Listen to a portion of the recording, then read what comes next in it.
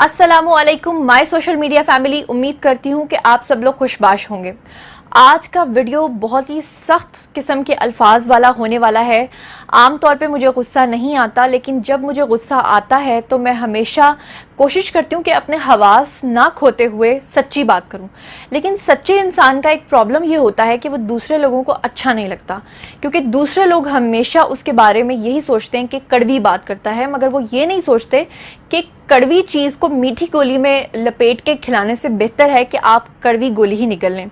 हो सकता है कि आज के इस वीडियो के बाद बहुत सारे लोगों को मुझसे प्रॉब्लम होने लगे, लेकिन मैं फिर भी सच बोलना नहीं छोड़ूंगी, क्योंकि मैंने एक बात नोटिस की है कि जो दूसरी पार्टीज़ के सपोर्टर्स होते हैं वो मोस्टली तनकीद बर्दाश्त कर लेते हैं, लेकिन जो पीटीआई के सपोर्टर्स हैं वो अमूमन गाली गलोच पे उतर आते हैं। और ये जो गालम गलोच का कल्चर है ये हमारे मुल्क में बहुत आम होता चला जा रहा है। बहरहाल मैं फिर भी नहीं डरने वाली और मैं सच्ची बात करूंगी, जो कहूंगी सच कहूंगी और सच के सिवा कुछ नहीं कहूंगी। चाहे किसी को मेरा चैनल सब्सक्राइब करना हो, ना करना हो, अनसब्सक्राइब करना हो, लेकिन मैं फिर भी सच बोलूंगी और ये मेरा राइट है। और मेरे जो फॉलोअर्स हैं, जो मुझे सुनते हैं देखते हैं, मैं आप सब लोगों के कोर्ट में उसके बाद ये बॉल जो है वो छोड़ दूंगी और फिर मैं आप लोगों से पूछूंगी कि आप लोग बताइए कि इस बारे में आपकी क्या राय है। और उससे डिनाई करना मेरी राय से ज़रूरी नहीं कि सब लोग मुत्तफिक हों। अगर आप मेरी राय से मुत्तफिक नहीं हैं तो आप कह सकते हैं, लेकिन वही बात कि गाली गलोच को फिर हम देखेंगे कि जो इस तरह के लोग होंगे वो किस तरह की बात करते हैं। बहरहाल टॉपिक आजकल ये बहुत गर्म हुआ है, बहुत गर्मा गर्म हॉट इशू है। आप सब लोग जानते हैं कि हमारी एक एक्ट्रेस हैं जानी मानी, उनका नाम है महविश हयात। महविश हयात उस वक्त लाइमलाइट में ज़्यादा आई जब उनको तमग़े इम्तियाज़ मिलने वाला था, और वो मिला भी किसकी तरफ से था? पीटीआई के हमारे जो सदर हैं उन्होंने, और जो पीटीआई के वज़रा हैं उन्होंने ही महविश हयात को तमग़े इम्तियाज़ दिया। अच्छा जी, अब दूसरी तरफ जिन्होंने कैटेगरी में उनको चूज़ किया, दूसरी तरफ के लोगों ने बहुत ज़्यादा तनकीद करना शुरू कर दी और कहा कि महविश हयात में ऐसी कौन सी खूबी है जिसकी बिना पे इनको एक अच्छे आर्टिस्ट का तमग़ा इम्तियाज़ मिला है। चलें जी, अगर फ़र्ज़ कर लें कि हम मान भी लेते हैं कि महविश हयात इस काबिल नहीं थी, तो आप बताइए कि एक्टिंग में वो फिर किसको बेस्ट एक्ट्रेस का अवार्ड देते? रीमा को देते, मीरा को देते, रेशम को देते, वीना मलिक को देते? क्या वीना मलिक को देते जो बिग बॉस में जाके बेहयाई फैला के आई थी, या रीमा को देते जिनका ताल्लुक किस तरह की फैमिली से रह चुका है, या कि फिर रेशम को देते, या फिर मीरा को देते जिनकी वीडियोस जो बरहना हैं वो आप लोग देखते आए हैं? तो देखिए, जब एक फील्ड है उसका ताल्लुक ही ऐसे लोगों से है तो उन्हीं में से चुन के किसी एक को अवार्ड दिया जाएगा। पहली बात तो ये हो गई।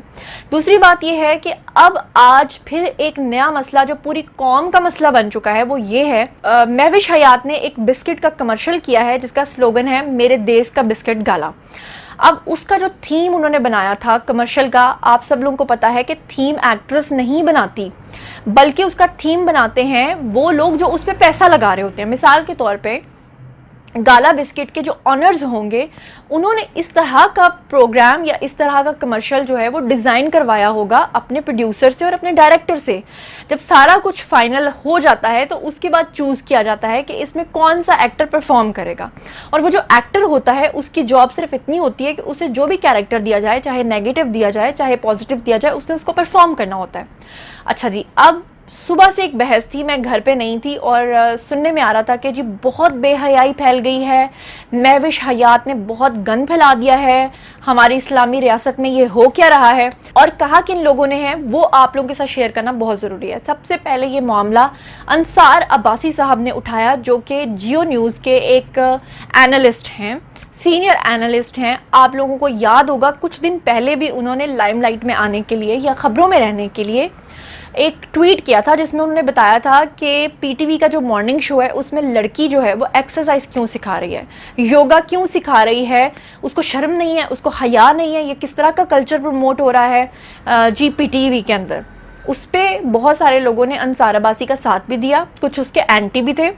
मैंने उस वीडियो को देखा क्योंकि मुझे अंदाज़ा था कि अगर एक लड़की योगा सिखा रही है तो यकीनन उसके पोस्चर्स भी इस तरह के होंगे, तो हो सकता है कि उसमें कोई बेहयाई का एलिमेंट हो।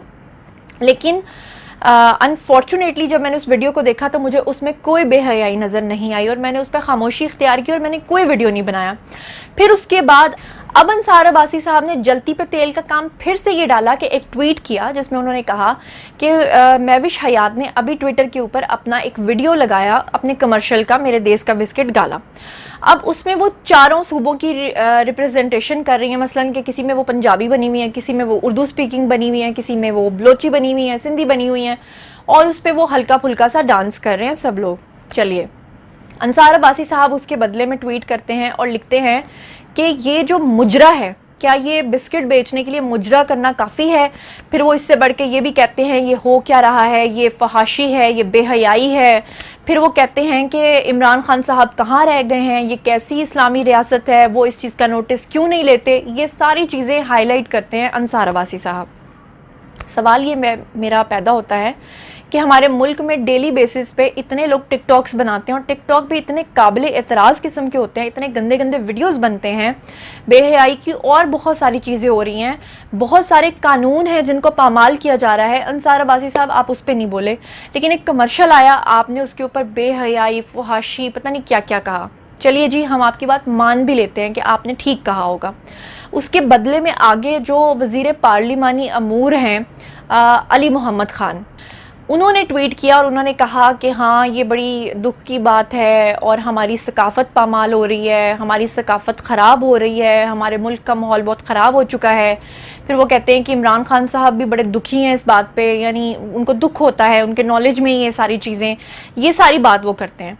अच्छा जी, जब वो आपस में ट्वीट्स का ये सिलसिला शुरू हो जाता है और मिलाइन किसको कर रहे हैं, एक एक्ट्रेस को जिसका काम ही डांस करना और एक्टिंग करना है। जाहिर बात है वो आपको कोई नमाज तो पढ़ाएगी नहीं, अजान तो वो देगी नहीं, वो एक एक्ट्रेस है, वो एक मॉडल है, उसका यही काम है, वो यही काम करेगी। अच्छा जी, अब इसके बीच में कूद पड़ते हैं हमारे वज़ीर science and technology Fawad Chaudhry साहब। फवाद चौधरी साहब ने कुछ हद तक एक पॉजिटिव बात की और उन्होंने ये कहा इन दोनों हजरात से, यानी अंसार अब्बासी से और अली मोहम्मद ख़ान से, क्या आप लोग कोई पैदावारी काम नहीं कर सकते? क्या आप लोग सारा दिन यही चीज़ें सर्च करते रहते हैं?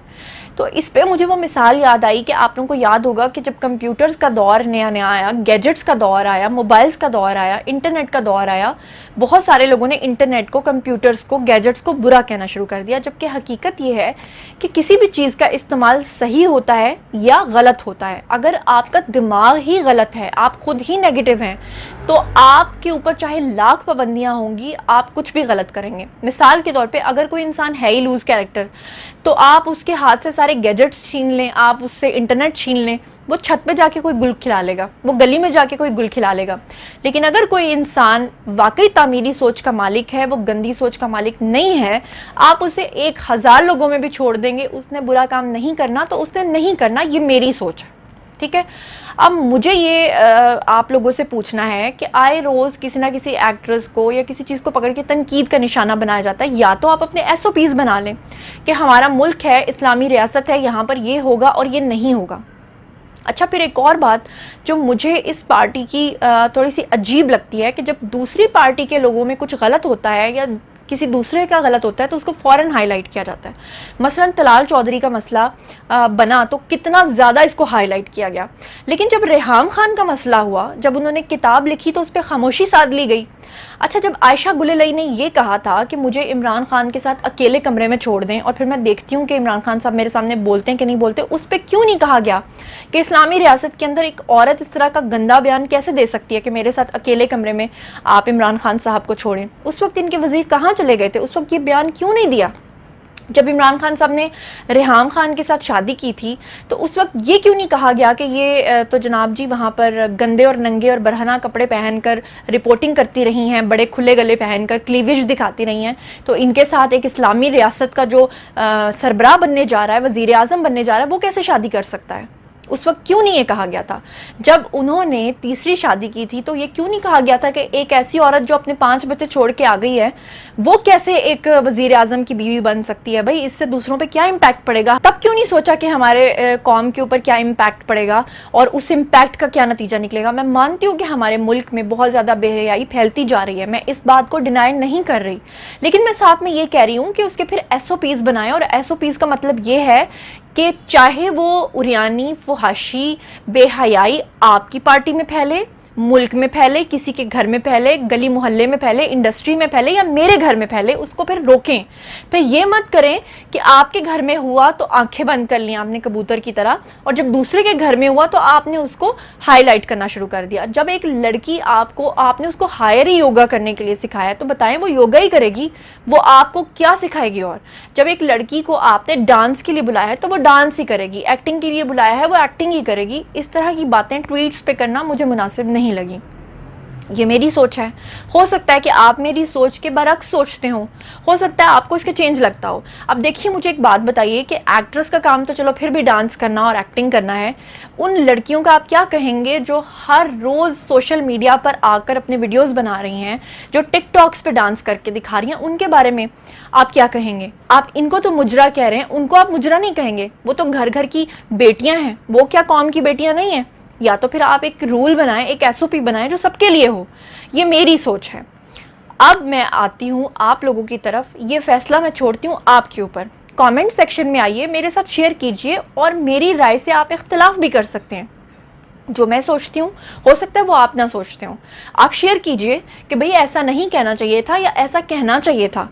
लेकिन कुछ लोग ऐसे होते हैं जो ये सोचते हैं कि मेरी सोच ऐसी है, दूसरे की सोच ऐसी नहीं है, तो फ़ौरन गाली गलौच पे उतर आते हैं, फ़ौरन फजूल किस्म की बातें करना शुरू कर देते हैं। तो मैं आप लोगों का वेट कर रही हूँ। जो फजूल किस्म की बातें करते हैं उनका मेरे साथ ना कोई ताल्लुक है, ना मेरे चैनल का उनसे कोई ताल्लुक है, और मुझे कोई फ़र्क नहीं पड़ता कि वो चैनल को सब्सक्राइब करते हैं या अनसब्सक्राइब करते हैं। लेकिन जो मेरी लॉयल ऑडियंस है और जो मेरी सच्ची बात को सुन रही है, समझ रही है, वो ज़रूर आएँ और आकर मुझे बताएं कि आपका इस बारे में क्या ख्याल है। मैंने कमर्शियल देखा है, मुझे उसमें ऐसी कोई भी चीज़ नज़र नहीं आई। मुकम्मल कपड़े पहने हुए हैं। आजकल की लड़कियां जो आम घरों में हैं उनके कपड़े, यकीन कीजिए, आई स्वीयर कि ये जो एक्ट्रेस के कपड़े हैं उनसे लाख दर्जे बेहतर है। मैं आपको एक छोटी सी मिसाल देना चाहूँगी और फिर मैं आपसे इजाज़त चाहूँगी। यकीन कीजिएगा, मैं आपको कसम खा के कहती हूँ, मैं अपनी एक रिलेटिव के घर पे गई, ठीक है, वो मुझे कहती हैं कि आप लोग मीडिया के लोग हो, मीडिया में तो ऐसा होता है वैसा होता है। उन्होंने 15 मिनट मेरे सामने बैठ के तकरीर की, मीडिया में पता नहीं क्या क्या होता है उन्होंने कहा। मैं चुप करके खामोशी से सुनती रही और फाइनली मैंने उनको ये जवाब दिया कि मीडिया में अच्छे लोग भी हैं और बुरे लोग भी हैं, आप पे डिपेंड करता है कि आपको क्या करना है, ठीक है। इतनी बात मैंने की तो उतनी देर में वो जो इतनी इस्लामिक बातें कर रही थी, अचानक से उनका एक बेटा आया और बेटे की उम्र क्या थी, सिर्फ 16 या 17 साल, और वो अपनी एक क्लास फेलो लड़की के साथ आया और उसने कहा कि मामा आज हमारी कॉलेज के अंदर एक पार्टी है और उस पार्टी के अंदर म्यूज़िक होगा, डांस होगा और ये मेरी पार्टनर होगी। और उसकी माँ मेरे सामने बैठ के जो इतना भाषण दे रही थी वो कह रही थी हाँ बेटा बिल्कुल ठीक है। थोड़ी देर हुई तो मैंने कहा कि आप अपने बेटे की शादी किस तरीके से करेंगी? तो वो बेटा बोला, उसने कहा मामा आपने मेरी शादी इस तरीके से नहीं करनी कि एक साइड पे आपने मेल मेहमानों को बिठाएं और दूसरी तरफ आप फीमेल्स को बिठाएं, बल्कि मेरी शादी में तो डांस भी होगा और धूम धड़क्का भी होगा और मैं अपनी होने वाली ब्राइड को खुद मामा रिंग पहनाऊंगा और उसके साथ मैं ब्रेक डांस भी करूंगा। और मामा ने कहा हाँ बेटा, जैसे मेरा बेटा कहेगा, जैसे मेरे बेटे की ख्वाहिश होगी। और मैं मुस्कुराते हुए उन खातून की शक्ल देख रही थी कि इनके कितने ड्यूअल, कितने डबल स्टैंडर्ड्स हैं कि अपने बच्चों के लिए आप क्या कह रही हैं और दूसरे लोगों के लिए और मुआशरे में आपको कितनी बुराइयां नज़र आ रही हैं। मैं कमेंट सेक्शन में आपका वेट कर रही हूँ, जल्दी से आइए और हाँ, मेरे चैनल को सब्सक्राइब करना मत भूलिएगा। अपना बहुत ख्याल रखिएगा। अल्लाह ने के बान।